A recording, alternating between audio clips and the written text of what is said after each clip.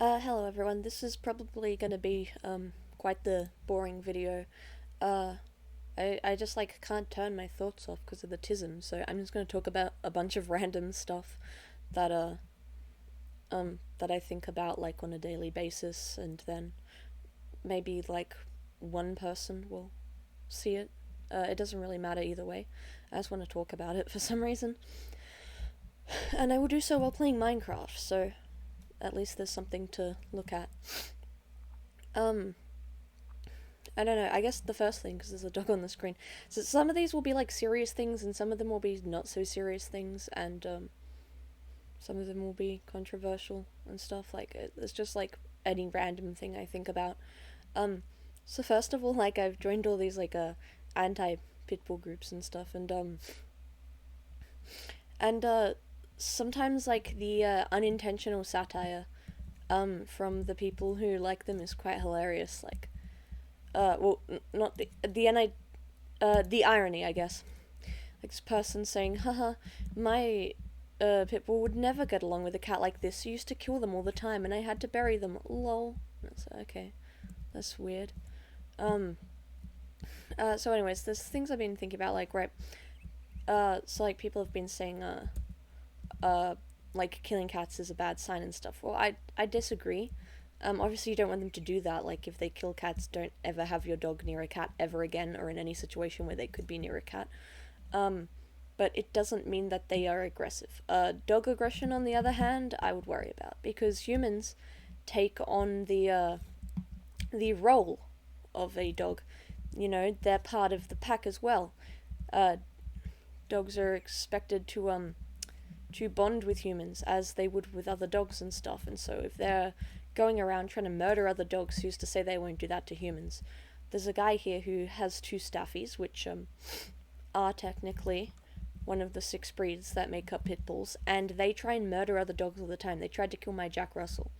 And he thinks it's funny, and he takes them to the beach off their lead, and complains like, "Why would why should I take my dog to the beach on a lead? What's the point?" And it's like, "Cause your dog's trying to kill other dogs." And he was telling these kids to close their gate because he had his dogs running around off the lead, and they could have killed their kelpie. So that's nice. Um.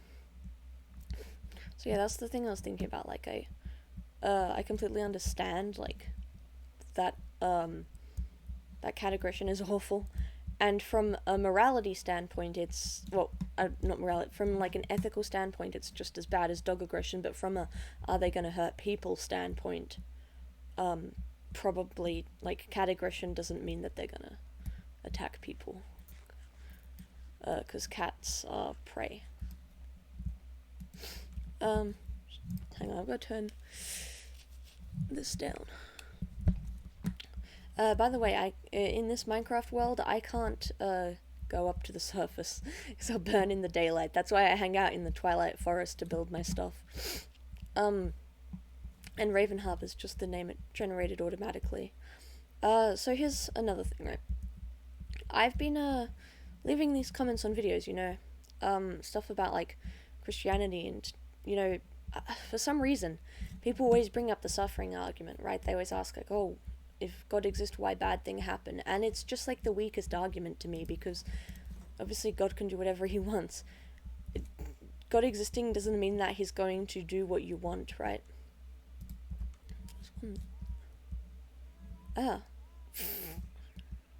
you know, it's strange that they always just expect that.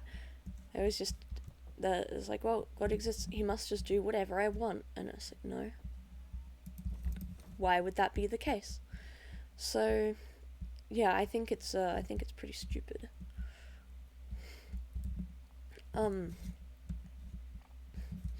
and then like, I'll say like, they'll say, "Oh, well, why do you worship Him if He does bad things?" Well, first of all, He decides what's good and bad. Someone was arguing that, well, one person can't decide what's good and bad, but the difference is that He literally created everything. If you think of morality not as if you stop thinking of it as like a law, I guess, I don't know. The thing is that they think of it as subjective, right? and it just depends on like what the most people agree with or something like that.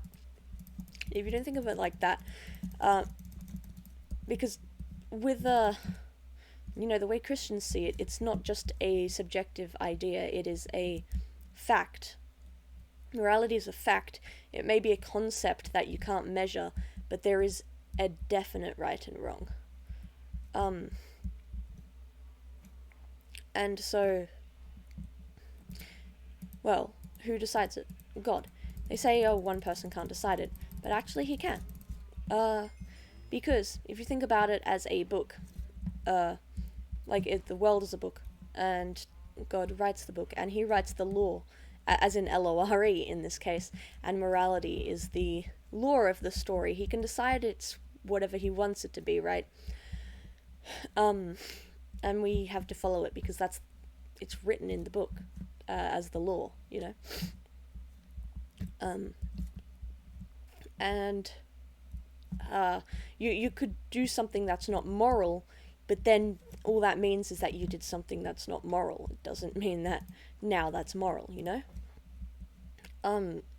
And I had someone in YouTube comments just telling me the other day, like, oh, what a degenerate way of thinking. Just do whatever he says. Oh, that's so horrible. And asking, like, how I could possibly think like that, and stuff like that. Saying it's warped. It's like, well, I mean, it doesn't matter, like, if you like it or not. You have to follow it. And they say, like, how, it's weird to follow God no matter what he asks, and saying that could make you fall for an evil God. Well, no, the point is that the one who made the entire universe, I guess, in your opinion, could be evil, but he's not evil.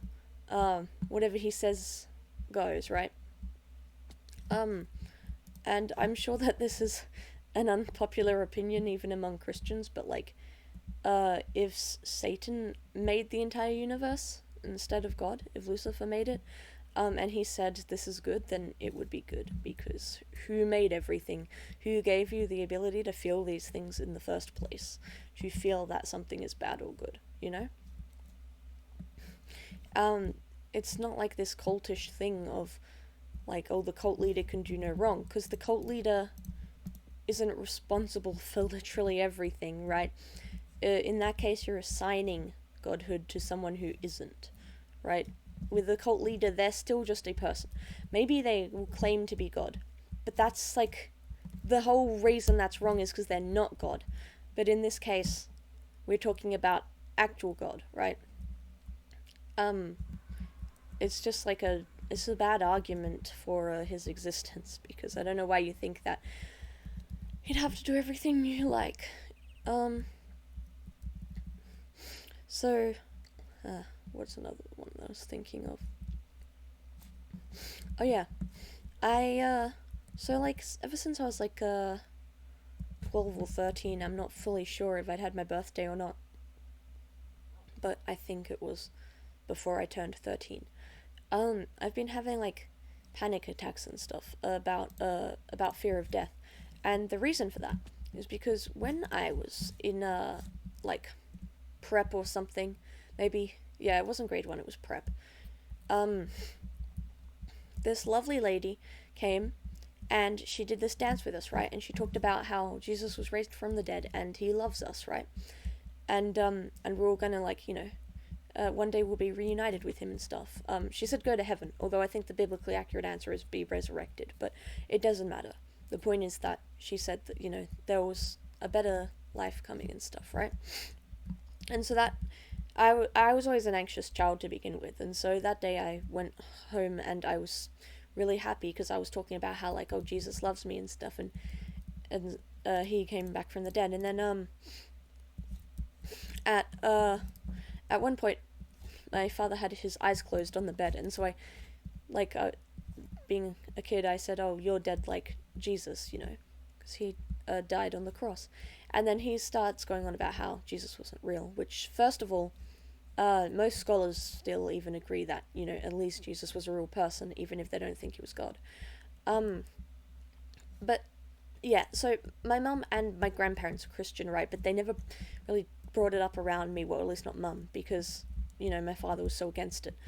Um, and he was like a hardcore atheist, like constantly arguing with people on Facebook, posting anti-Christian memes about how it's all fairy tales and stuff. And he would never let me believe. I guess he'd say, "Oh, it's up to you," but then he'd constantly be complaining about it, bashing it right in front of me, and saying how everyone who believes is stupid and all that stuff, right? And so I always found it really hard to believe, and I'm not sure like when he first said like uh what the materialist view of death is. I'm not sure when he first brought that up, but at the time I was very scared, right? He was saying it's like sleeping forever, right? And I was scared because I don't want that. That would mean that everything that happened didn't exist. It would be like my whole life just, it's not like it happened and then it ended.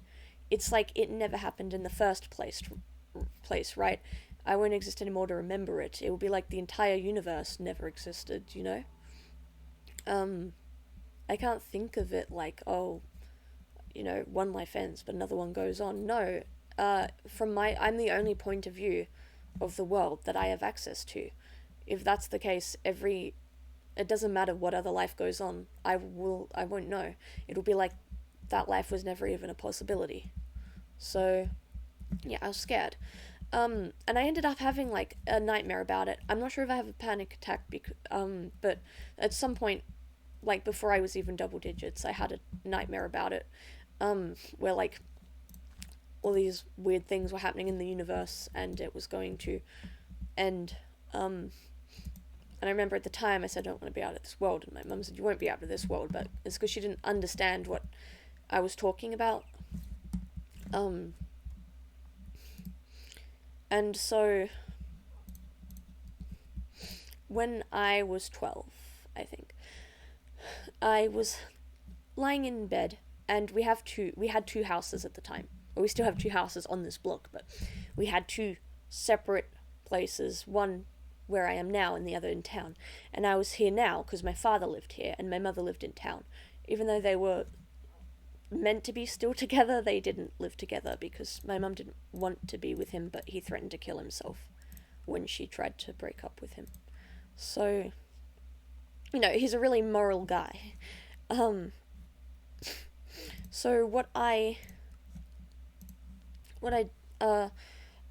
was reading a oh no, I wasn't reading. It was when I was falling asleep, and I don't know why, and I just started to think about it like, well, how can you be asleep forever?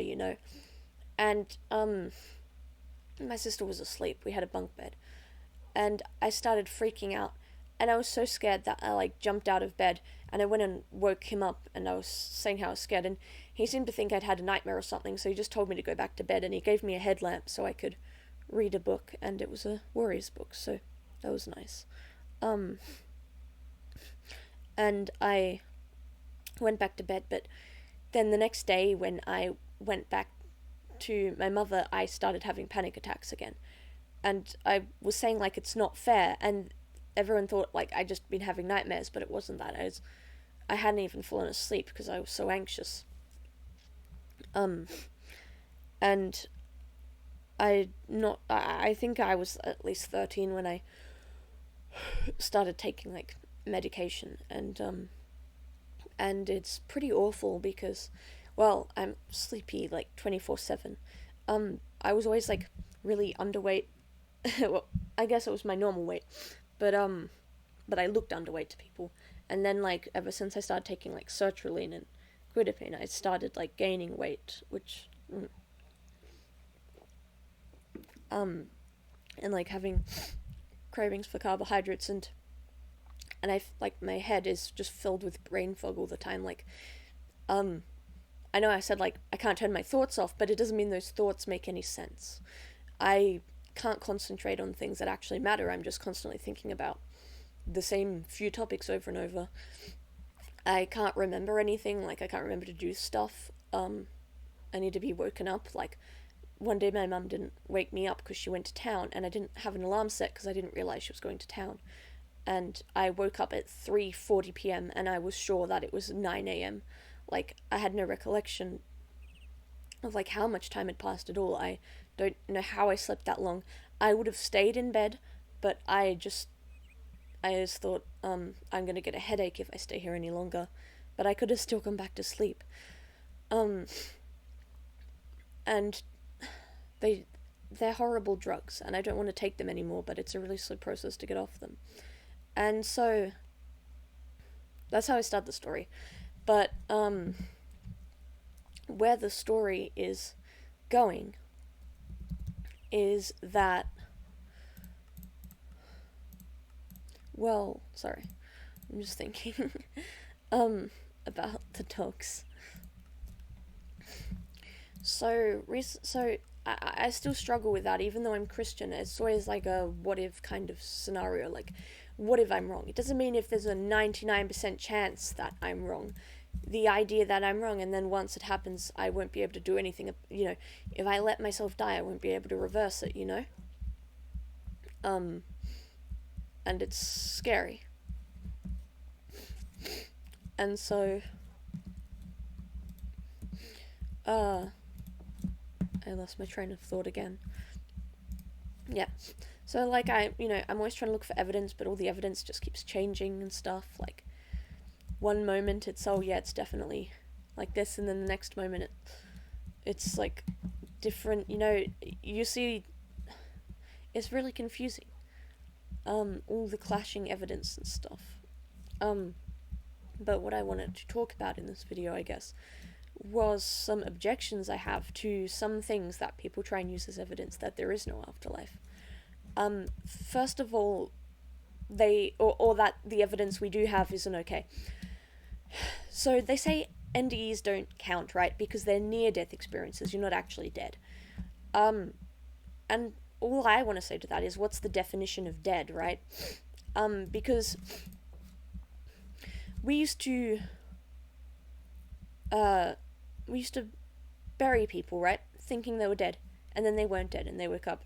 And I'm not saying those people, because those people might have had narcolepsy and stuff. They were just unconscious. I'm not saying that they were dead. But think of how many people died back in the day, and we couldn't revive them. Think of how good reviving techniques are. If someone has no brain activity and their heart's stopped, are they not dead just because you can revive them? Right? If in the future we figure out how to revive people years after they died, does that mean that they never died? Is what I'm asking, right? See, the definition that these people are going by is that if you were really dead, you couldn't come back. But that's only if that's your definition of it. If your brain and heart aren't giving out any signals that they can measure, I'm not sure what's the difference between, like, and I guess they'd argue that there are because you can restart them. But I don't. I think that's just. I think it's kind of pedantic, As an excuse, So, where's my sword? I've got to find chooks. So yeah, I thought it was pretty stupid. Another one, is that, like, anecdotal evidence isn't actual evidence. Which isn't true. I mean, court evidence uses anecdotal evidence all the time. Just because science is a thing that you need to use to measure things doesn't mean other types of evidence doesn't exist, right? And I've said myself, like, when you believe almost everything that you are trusting someone else. You are trusting that the technology works in the exact way they say it works. You're trusting that they got the results they said they did. All the science that people talk about is anecdotal. If you don't know that everything they say is 100% true, then it's anecdotal. And so I think it's stupid. How many anecdotal claims do you need before you'll say, hey, there's probably something to this. We may not be able to prove it yet, but it seems, it seems interesting, like we should look into it. They always say that, in the future, neuroscience will be able to explain where consciousness comes from. What? Okay, yeah, sure, maybe. How will you be able to say that it proves it comes from the brain? They will say, oh, we don't know this yet, but in the future, science will. And it's like, but how do you know that science will prove the answer you think is the answer, right? You are just making an assumption about the future. Can you tell the future? Can you say that in the future they definitely come to this conclusion? No. So stop speaking like you know everything. And speaking of that, I hate atheists speaking like they know everything and talking down to everybody else. I know that I talk down to people a bit in my videos, like I call them retarded and stuff. But I would like you to know that I kind of just say that stuff because I'm mad. I'm not making an actual argument when I call someone retarded. I wouldn't do it in the middle of a debate unless they made me like really mad. Which someone did once when we were arguing about if humans were stupider in the past or not.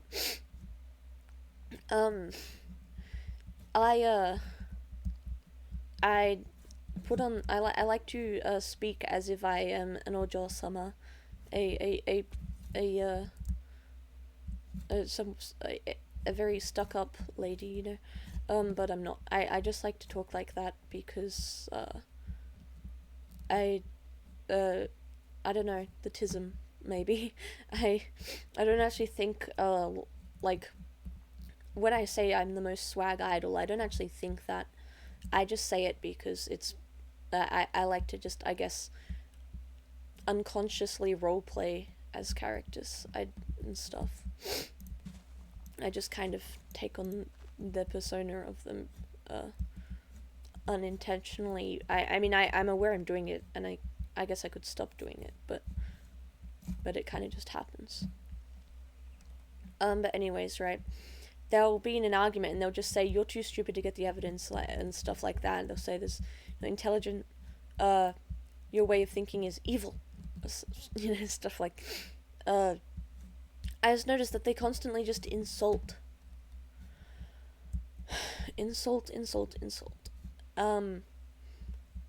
with all these things, and it's like, it doesn't make you look better, and if you point that out, they're like, well, you're just a dumb Christian, what would you know? They like to say, oh yeah, here's some other stuff, right? Atheists often like to say that belief in religion is just like coping, or it's, the really bad Reddit ones will say like it's a mental illness, or they'll say, they have lower IQ. And why does it look like a duck? And that's not it's not quite accurate. If you look at the IQ test, first of all, it's only a few points lower. It's really not anything worth bragging about. Second of all, what are the questions on the test, right? Because some of them might be in relation to things where the average person's understanding of religion conflicts with the so-called settled science. And I am not by any means, that's a way better joke, I'm not by any means saying that that science and religion conflict, at least not science and Christianity. I'm saying that the way people understand one or the other might conflict, and so they're going to give the wrong answer. It doesn't mean that they're stupid. And third of all,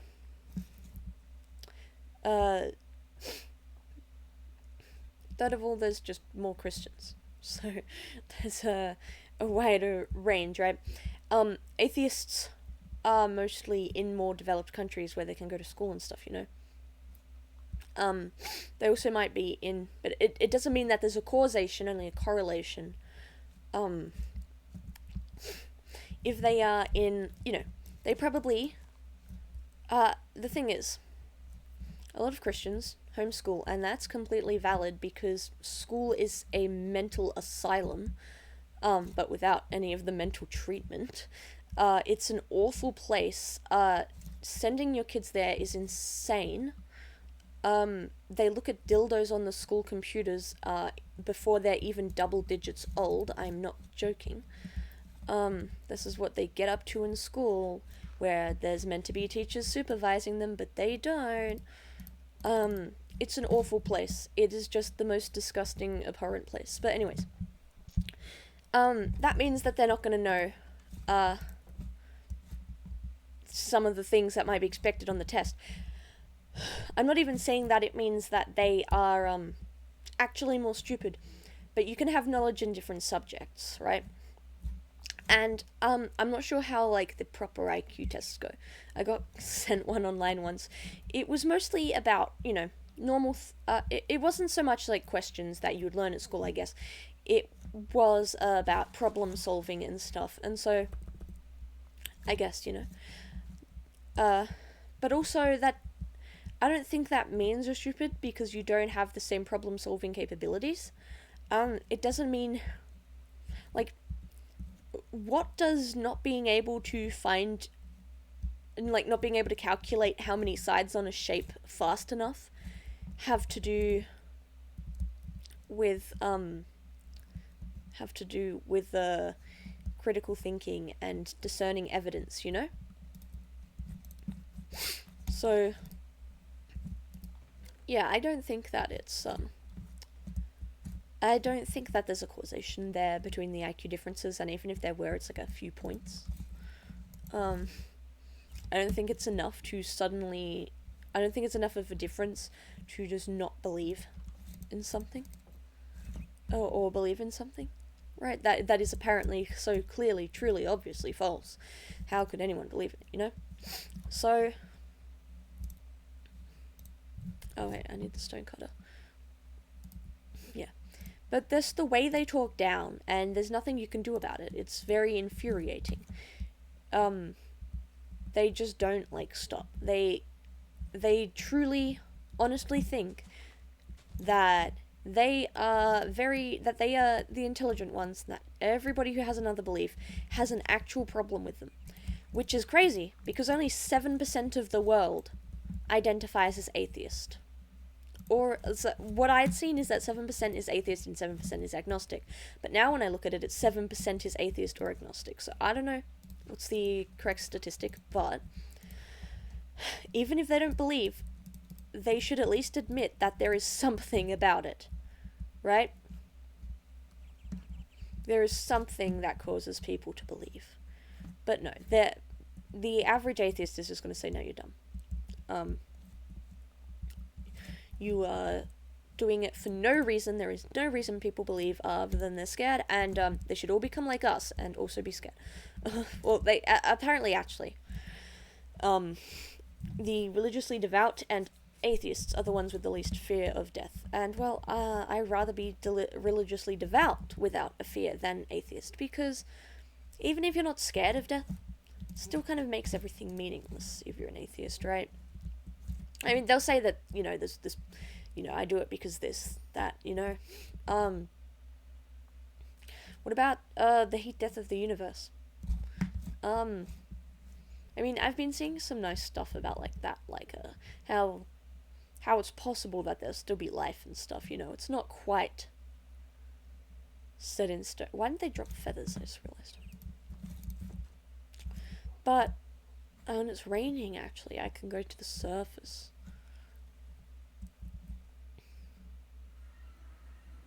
But regardless of that, if that is the case, and nothing survives, or what if all life on, like, Earth, like, we still don't know that there's life on other planets, right? What if all life on Earth got destroyed for some reason, and how do they know that life will spring up somewhere else, or that there is life somewhere else? What if that's just the end of all life forever? And I guess that's more of a what if concept than like it will actually happen. But you know, I just think that it's a pretty meaningless worldview, and I know that they'll say like just because something's meaningless doesn't mean it's false, and it's like, yeah, I would agree. Something being bad or good doesn't relate to whether it's true or false, but that's what I would say about God. You know, you don't like what God how you don't like how God rules the world, okay, doesn't mean he's not real. Um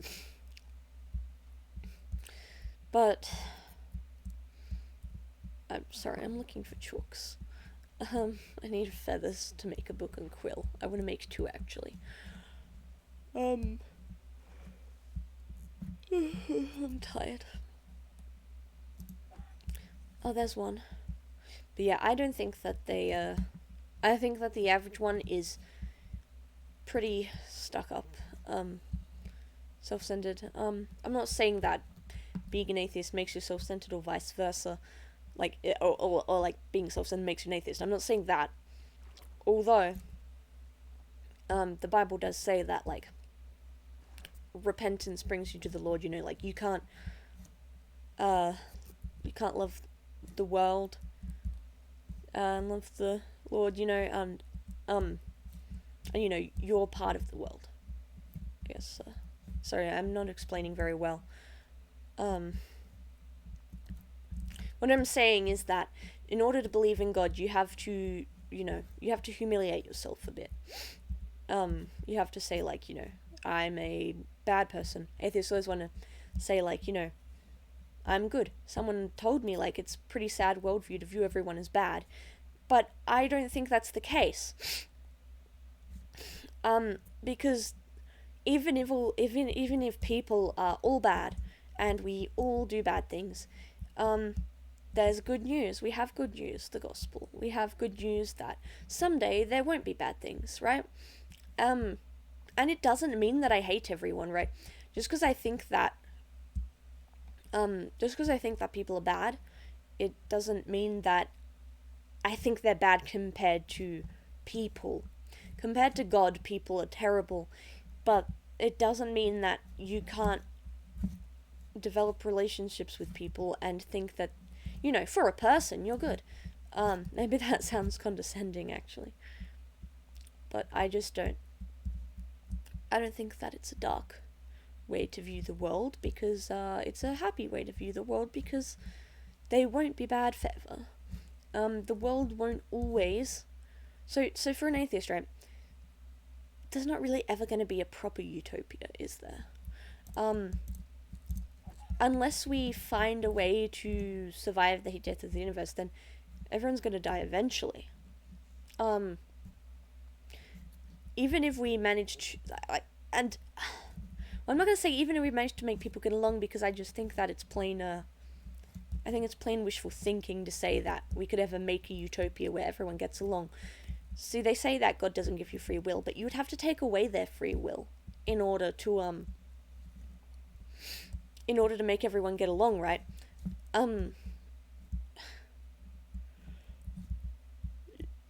So the thing with free will is, do you feel like you have free will? If you do, then you probably have free will. Or it's not worth thinking about, I should say. Like, you know, people might think, oh, if God knows everything that happens, we don't have free will. But do you feel like you have, do you feel like God forces you to make decisions, or do you feel like you make those decisions? Because it doesn't really matter. Like, in the end, it's just a pedantic philosophy problem. You feel like you choose the actions you take, and so it doesn't really matter any other way. To make everyone get along is a little bit different, because that would be taking away, I guess, what makes us people. And in a way, the government kind of tries to separate people and make them all get along. They want everyone to believe the same thing and also not believe the same thing. It's a really weird, forced argument, which I guess will bring me on to the next thing.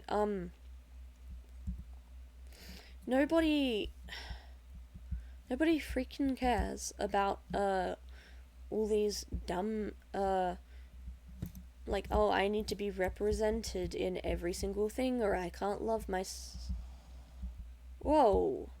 It stopped raining. Oh no, it didn't. What? Oh, it was a zombie. Sorry, the game lagged really bad, that's why that happened.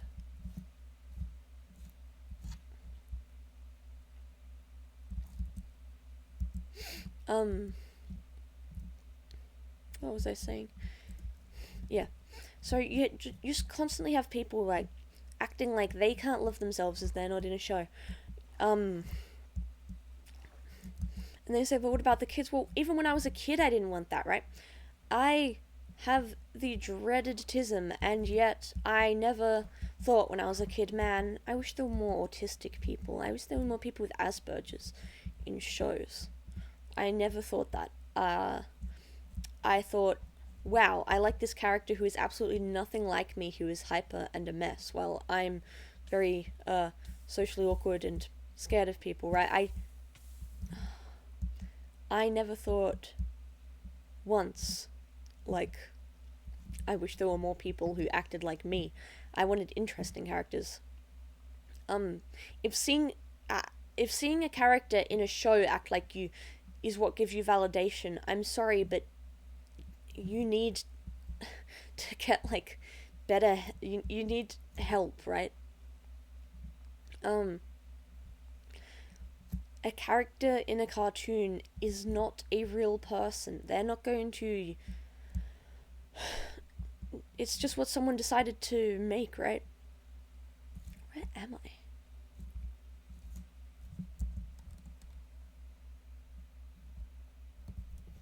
Not where I want to be, apparently. Oh! No.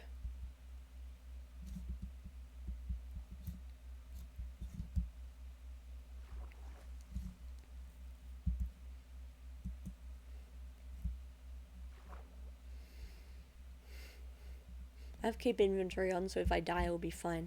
I forgot I was talking for a moment there. So, yeah. And,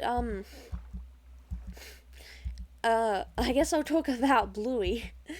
That's what everybody loves to hear about. There's really not enough people that talk about Bluey on the internet. I will say, though, I'm not, like, Bluey obsessed. I like to meme it and stuff, but, like, it's not that it's a bad show. Like, I like it, but I more so like it because I just really like the art style. And it's cute. I don't get the obsession with, like, crying over it and stuff. I don't think that Bluey is very deep, like people say. Like, honestly, it isn't. It's just not deep. It covers, like, adult subjects, don't get me wrong, but something being mature doesn't. I'm just gonna die so I can get back home. Something being mature doesn't make it deep. Take The Sign, for instance. People saying it did something unprecedented and that they all cried. Like, you have adult men crying over this episode because it was so touching. And it wasn't. I watched it. It wasn't. I mean, first of all, have you ever moved house? It sucks, right? It sucks that you're going away, you don't get to see your friends and stuff. But it's not, like, and I really don't like moving. But I just don't get, I don't understand The Sign. Maybe that's the problem.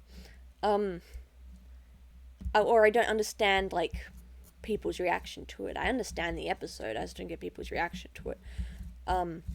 So the story, I only watched it once, so just gotta recall this a bit. The story is that they're moving because Bandit could get a job somewhere else where they'll make more money. And first of all, you guys are freaking rich. What better life are they gonna have? Like, what, you're gonna move into a mansion instead of a almost mansion? Like, they have 3 floors, they have, like, who knows how many rooms, they have a million toys, Bluey goes to this expensive school, and travels, like, really far to get there. They have, like, the most gigantuous lounge room ever, and they're still like, oh, we need to move, it's just not good enough. And it's like, dude, I'm not one of those people who's like, check your privilege, but I just want to say, like, dude. That episode when Chili wanted, like, the lounge room to be bigger, it really bothered me because I hate large houses, right? And I hate oversized rooms, and her room is oversized. And I don't, it bothers me when people complain about it, because it's like, does anyone actually like this, or do they just think that they need to like this because that's what all the celebrities do, you know? But anyways, so I'm saying, yeah, they're gonna move. The kids, well, Bingo doesn't care at first because she doesn't realize that they're moving. She just thinks that's selling the house and then you live there with them. But Bluey's, like, really sad about it because she doesn't want to move, and, like, they try and get rid of the sign and stuff so they don't have to move, but at the end they get in the car, but then last moment, the dogs that were gonna buy it decide to move somewhere else because it has a pool. So, you know, that was that's the story. And I'm not sure why people were crying over it. I mean, there's, like, an emotional scene where they all get back together and they go back in their house and stuff. And it's nice, it's touching. I didn't feel the least bit sad, right? And I am quite an emotional person. And, I didn't feel anything watching that. I was just like, what?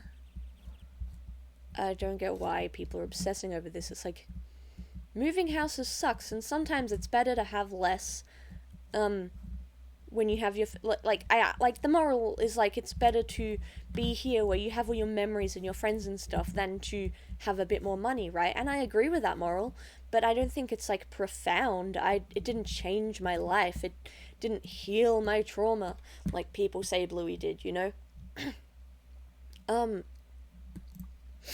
I don't really get it at all. I don't get what's so special about it. It also bothered me when Pretzel talked about his guinea pig, for reasons. I just, like, it's still a debate on whether he has 2 mothers, right? But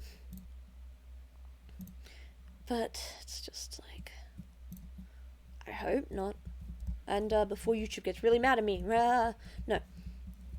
I don't care about, like, gay characters in, like, shows for adults and stuff. Like, you know, I believe Hamada and Madoka is a bit crazy like that, you know? I don't like the idea, that Madoka reciprocates, though. I don't think that's true. But, you know, I understand that, you know? But, I don't like it stuff for kids because, listen, here whether you may say this is the objective truth, that, it's fine, it's good, right? But sorry. In the end, it's not an objective truth.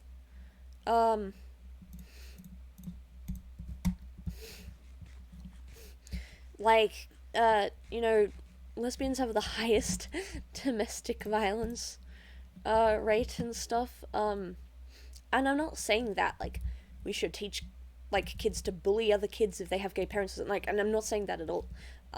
That's, like, a terrible idea. I'm not saying we should go kill all gays or anything like that either. I'm saying that it shouldn't be in children's shows and stuff. It should be made an option that they're aware of, unless they have that, unless that's something that's in their life, like a friend or a family member and stuff, right? Because there are a lot of people who aren't okay with it for religious reasons, or just because, the weird statistics and stuff. And that's okay, and it's not the children's, like, it's not the children's responsibility to shoulder the politics of the world, right? You shouldn't tell them if these things, which are highly controversial, are okay or not okay, right? You shouldn't do that, because then these kids are just going to, it's just going to cause arguments between them and other kids who disagree. It's like or they might disagree that, like, you're just going to divide people by doing this, because no, not everyone agrees. You're not going to make everybody agree by putting it in the show. You're just going to give people ideas about things they can argue about now, right? Obviously there's a lot of people now who identify as gay and stuff, right? But statistically it shouldn't really be that high. And it's let's define natural, right? People define it as natural because animals can also be gay. But the thing is that, I mean, if you consider humans to be animals as well, why is it only human things that are unnatural, right? Natural for one animal doesn't mean natural for all animals. Also, things such as rape, murder, etc. are natural, and I don't just say that because animals do that. I say that because it's a thing that's kind of built into us to be fine with until we were raised morally. God said, hey guys, don't do those things. And we grew up in society telling us not to. But if you look at tribes and stuff, it's not bad to them. And so we as a society have, like, the power to decide, well, not to decide, but we have the power to understand, like, what God says isn't right. We have we have the ability to understand God's morality and what is right and wrong. And it's not just wrong because God said so, by the way. It's wrong because, and this isn't a moral wrong, I guess, but it is a reason it's unnatural. It's unnatural because breeding instincts exist well to breed. Romance is a thing to get you to breed. If you feel breeding instincts for a group you can't breed with, because I'm not going to say a person, because, like, if you fall in love with, like, someone who's infertile, I don't think that's quite the same, because even if you mentally know they're infertile, the thing built into you, it's still a mating partner in, the breeding instinct built into you. Like, that's not taking account of whether they can actually do it. It's just taking account of whether they are part of the group that can, right? And so, yeah. But, a guy can't impregnate another guy. A girl can't impregnate another girl. And I mean, I'm sure there's going to be people who say, we're actually No. If you want me to label it as a male and female, sure, but they're the same thing. But yeah. So it bothers me a lot when they put this stuff in there, right? Like Scootaloo's Aunts and My Little Pony. And that really upset me because it feels like all of the stuff that I enjoy that, like, makes me happy, that gives me, like, peace from my anxieties about stuff, is just, like, slowly fading into this. And, they do it for political reasons, right? They want people to see this. And they say, we want to show it's okay, and it's like, well, it's not your job to say if it's okay or not.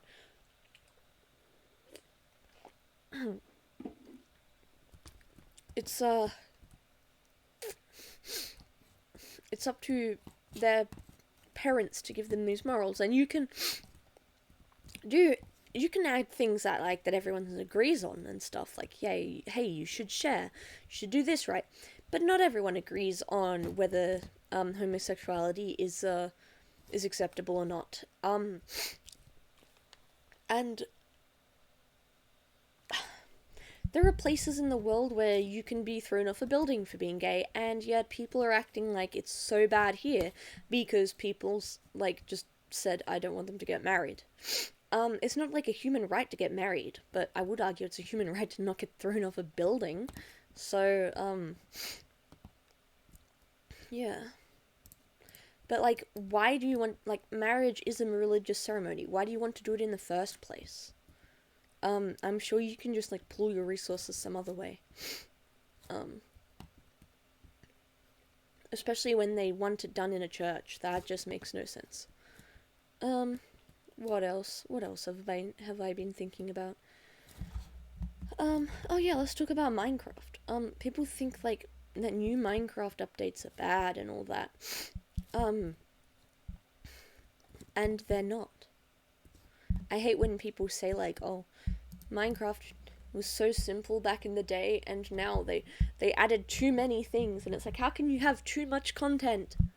You're not forced to do it. Like, they add new like semi bosses and stuff, right? Like the warden and the creaking. You're not forced to interact with them. You can literally spend your entire life never going near them. Um, but like it's like it's your own willpower problem that you feel distracted and want to do that. But what's the matter with being distracted? Minecraft is meant to be about just like, chillaxing, having fun, making stuff. It's not about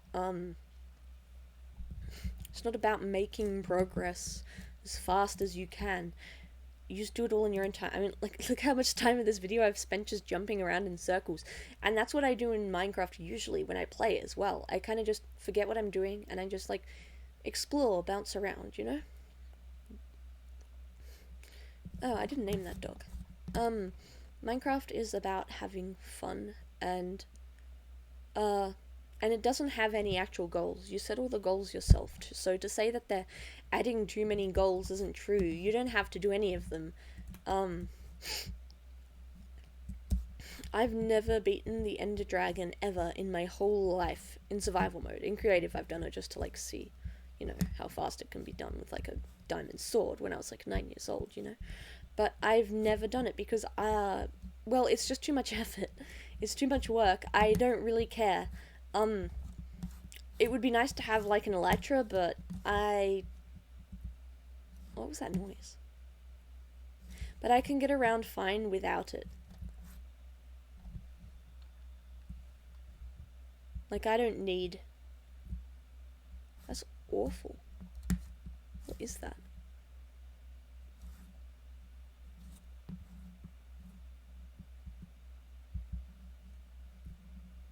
I'm freaked out. But I don't need it.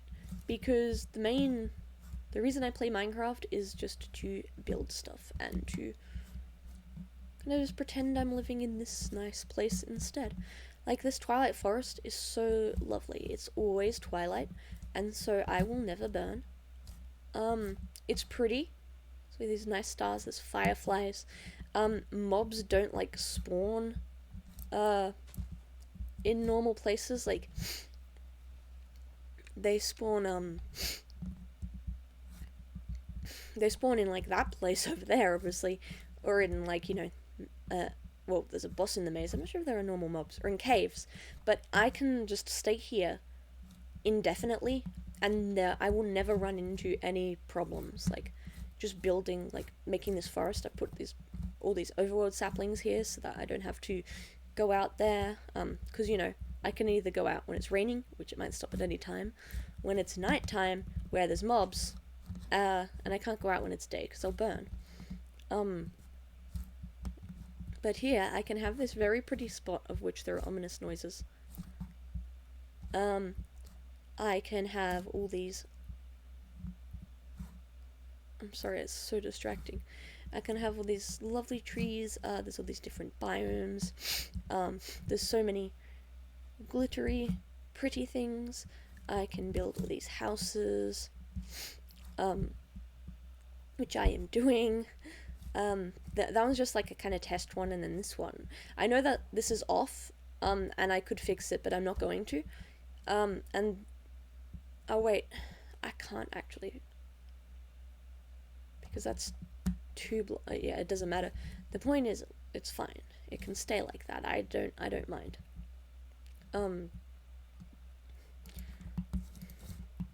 This is like the ideal. This is like the ideal world. When here's another thing related to the afterlife. So some people think it's like on r/afterlife on Reddit, which I do use, and I hate it, but I use it. You have people saying we definitely know you can do whatever you want, but then you have other people saying like, what do you think it's like and stuff, right? Someone asked like what your ideal thing would be. My ideal thing would be something like this. I mean, not in Minecraft. Like, I don't want it all to be blocks. But something where you can explore forever. You can make things. You can make whatever you want. You can enjoy yourself.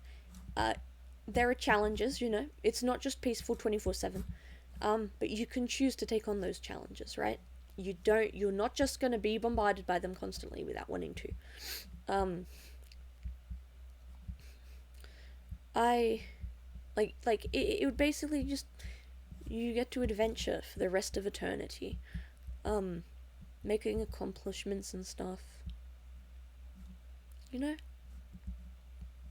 I left that tree there because I couldn't be bothered moving, like cutting it down because I didn't have an axe when I was building that stuff. I don't remember what I was meant to do with these, but well. No. But yeah, it's just it's exciting stuff, right?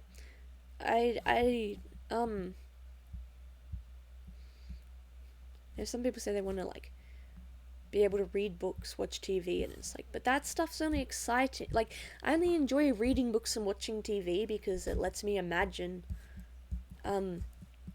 being somewhere more exciting, you know? I don't want to play Minecraft in the afterlife. I want to live Minecraft, What's the point of spending eternity sitting down at a computer or a TV when you could actually do the things on that computer or TV? So, yeah. I guess I'm running out of things to talk about though, because my throat's getting sore and stuff.